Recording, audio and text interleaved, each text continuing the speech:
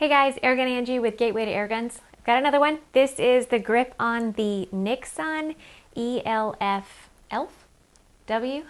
It's available in the ELF-W or ELF-S, and if you look at both of them, you'll realize that, or you may realize that the W stands for wood and the S is synthetic. So you can get it in a nice wood stock, or somebody's opinion might be a nice synthetic stock.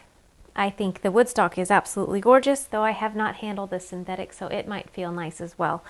But today's grip, one more choice you have to make when ordering the ELF, besides whether you want it in wood or synthetic, is are you going to get it in 22 or 25? So that's up to you, but today it's the ELF-W in 22. Let's grip it. Shooting time, oh, it's shooting time. Get my air gun on the firing line. Oh, it's shooting time. If you guys want to take part in supporting the GTA and Airgun Web, be sure to stop over at patreon.com or Airgun Army and join the Officers Club. It's like $5 a month, where that helps us to be able to continue doing what we're doing and be able to accumulate extra products, extra equipment, to have more things to show you guys how they operate, how they function, their cons, their pros, all that kind of stuff. So if you guys want to help support the GTA and Airgun Web, please check out those two sites. You can become a Patreon, or you can become an officer at Airgun Army. And the thing about Airgun Army, it's super sweet. It's like a social media platform, but it's just airguns. So if you're a true airgunner, you love talking airguns with other airgunners, go join the Officers Club, go check out Airgun Army, and be a part of what GTA and Airgun Web are doing. Thank y'all. Aesthetics. From butt to muzzle, total length is 30.7 inches and the total weight is 8.59 pounds. Its rubber butt pad is attached to the gorgeous bullpup style ergonomic walnut stock. It has a thumb hole stempeled pistol grip that leads to the wood trigger guard that houses the 4-way adjustable trigger. In front of the trigger guard is the forearm with a threaded hole to mount the included accessories rail. Resting inside the stock is the 280cc air cylinder. The max fill pressure is 200 bar or 2,975 psi, which you can keep tabs on as you watch the pressure gauge, which is located at the end of the air cylinder. You will need the included fill probe to fill the air rifle. Above the air cylinder is the 21.65-inch high-precision rifled barrel. Check it. It's moderator ready with a half UNF threaded muzzle. That's a great feature. Making our way back to the direction of the action along the barrel is the Teeny optics rail. Behind the pick rail is the transfer port power adjuster, where you can be air economic, or, well, maybe not. Next up is the breech, where you will insert one of the 4 included self-indexing 12-shot magazines. Right? 4. They've included 4. Keep it moving. Behind and above the breech is an adjustable cheek riser, and then there's the biathlon side lever and the manual safety.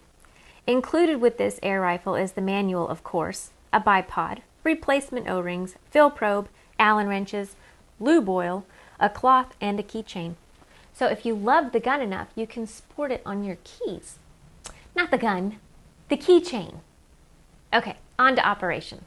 Be sure the safety is engaged before doing anything. Now choose your optic and mount it. No, you can't sight it in yet. It's a PCP. It needs air. Attach the fill probe to your desired fill source. Insert the probe into the fill port and fill to the max pressure of 200 bar. Bleed the valve, remove the fill probe, and turn the dust cover to do its job. Now to load the mag, or all 4. Turn the clear cover clockwise until it stops. Turn the mag over and insert the pellet skirt first into the hole. Place your finger over the hole and turn the mag over. Clear cover facing up. Turn the cover to expose the next hole. Insert each pellet head first until full. Pull the cocking lever back to move the pellet pusher out of the way. Insert your loaded mag into the breech, then push the cocking lever forward. Take aim at your desired target. Disengage the safety and squeeze the trigger. Okay, so as far as favorite ammo, of course, I did some testing at 25 yards. I tested dome pellets, hunting pellets, and the new shot card are slugs, and that's only for some guns. But this gun, yeah, we're going to test slugs in it. So For the dome shot card, I got the JTS dead centers. Those did absolutely beautifully. And then from the hunting pellet card, the Barracuda Hunter Extremes, and you know, the Hades were like right there. They just had one flyer, so I was forced. Yes, someone had my hand behind my back. I was forced to choose the H&N Sport Barracuda Hunter Extremes. No, they did great. They did really good. And then as far as the slugs, it shot a lot of the slugs really well. But the best ones, the very, very best ones, the most beautiful, teeny tiniest group were the NSAs, the 20.2 grain. So I've got my 3 favorite ammos. Now it's time to take it back to 50 yards and see how it shoots there. 878. 880. 878. 879. I pulled that one. 878. 867. 864. 865. 865. 861. It's not great, but I wonder if the Terminators would have done better.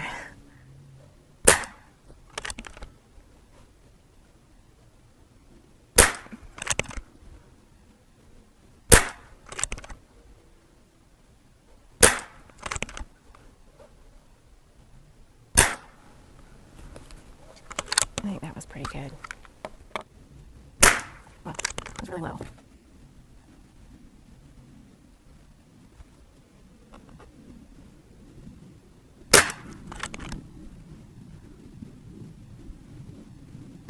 Well, I'm not going to shoot anymore.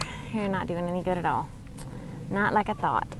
All right, so the results are pretty similar size groups for all of them. I would say the best ones are the JTS dead centers, so I'm going to use those for the rest of the testing. And guys, I'm kind of curious if maybe if I shot a couple hundred pellets through this guy, a couple hundred more, if it would improve the accuracy. So that'll be a video coming later for sure. So you want to know about the trigger, or maybe you knew that was what was coming next. Let's see what the trigometer says. No, it's not called that, I know. Anyways, the first result was 1 pound 14 ounces, and the second result was 1 pound 10.2 ounces. So under a 2 pound trigger. So that's not bad, and it is adjustable. Now, moving on to the next few questions. How many shots per fill? They give you 4 mags with this gun. So are we going to be able to use all 4 of those mags with one fill? I don't know.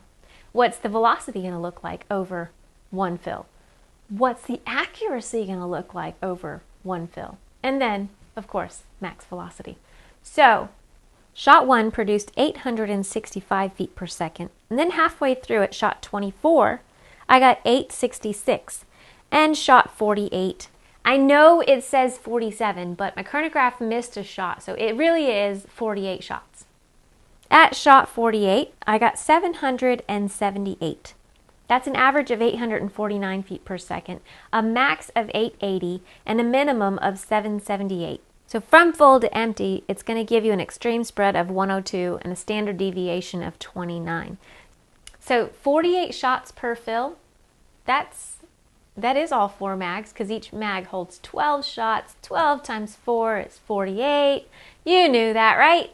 So 48 shots per fill. You can use all 4 mags, so go ahead and fill them up when you fill your gun. All right, now, so we know how many shots. How accurate is it over those 48 shots?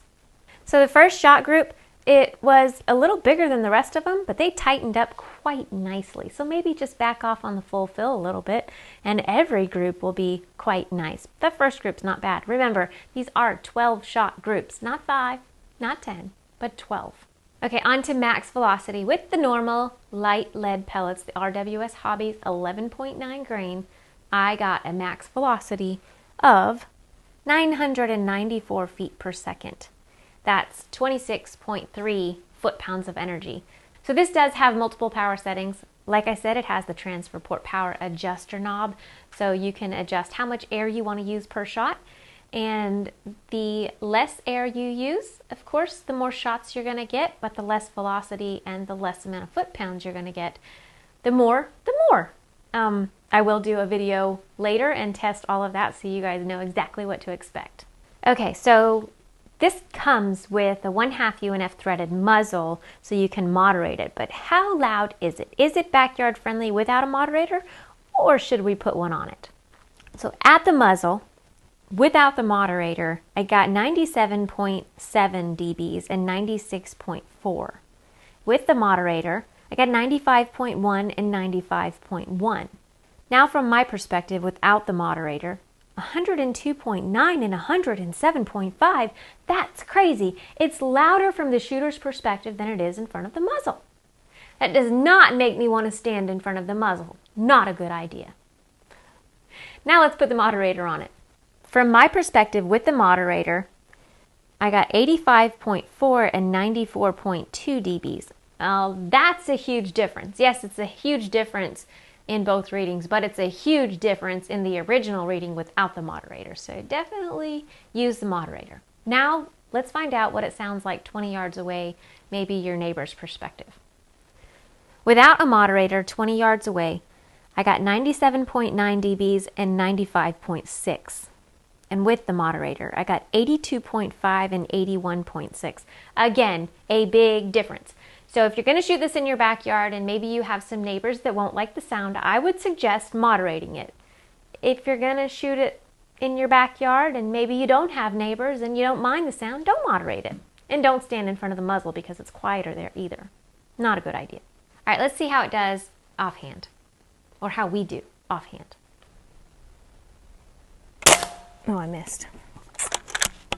Not good. Here we go.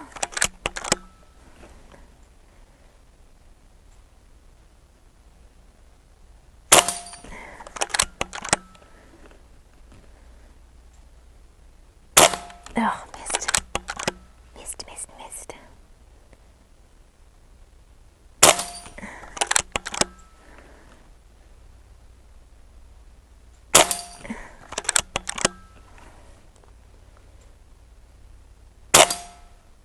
Nice. I think I barely hit that last one, but guys, this might be my new radar. This is pretty sweet. A bullpup, I believe, is meant for offhand, so it should always do great. Always. Every bullpup should. That's what they're made for. Offhand. Am I wrong?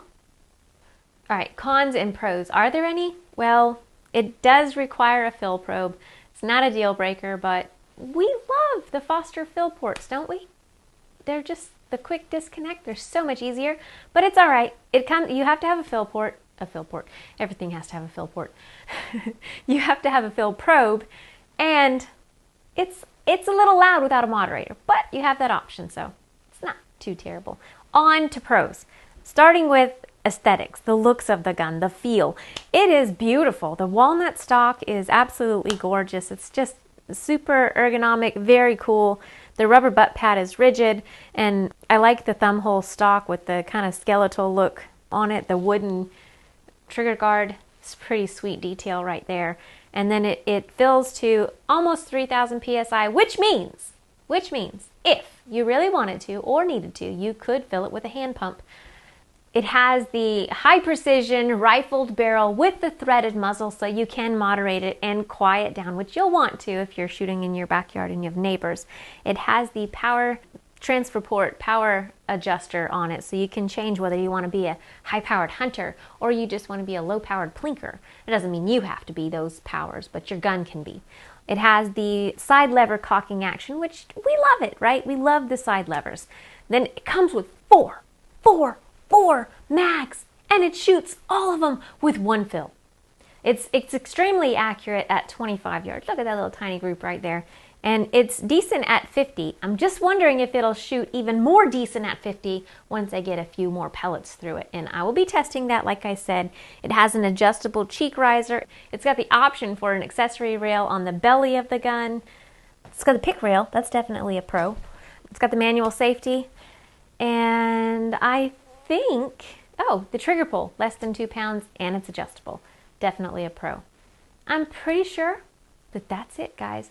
On my part anyways. Maybe some of you could find more. That's pretty much all I have on the ELF-W. W stands for wood in 22 caliber from Donnie FL, the Pellet Shop. If you guys want to find out more about it, go to thepelletshop.com. Thank y'all so much for sending it this way so we can check it out and run it through the GRiP program. I'm Airgun Angie with Gateway to Airguns. Y'all don't just have a good day. Have an awesome one. See ya. Did I say thank you for watching? If I didn't, thank you for watching.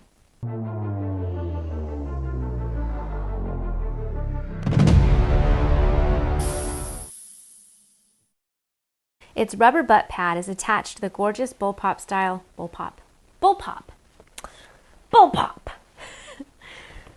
ergonomical. Is that a word? Ergonomic? Ergonomical? I think we'll say ergonomic. I think ergonomical was something out of my own brain. Not really a word. Anyways, okay. Its rubber butt pad is attached to the gorgeous bullpup style ergonomic wood nut stock. Wood nut stock. My brain's going so many places right now. The wood nut stock.